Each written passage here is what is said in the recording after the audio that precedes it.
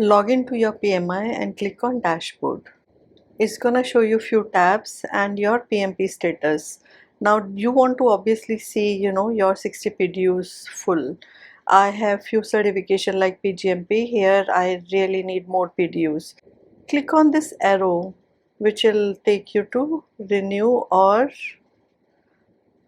report PDUs. Once you are here, just click on report PDUs and click on claim code. I have a claim code. When you buy a course from me, you get, because I'm an ATP, you get a claim code. You don't have to fill in all of the details. You just have to put in claim code and you are all set. You will get a pre-populated details here for the course. It gives you course name, description, the date started and date completed. You have to put, give at least 7 days of difference between the start date and date completed.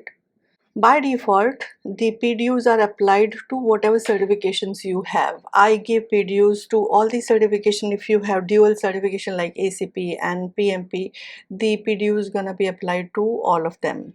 So apply the PDUs and click on submit. You are good. This is how you claim the PDUs within 5 minutes.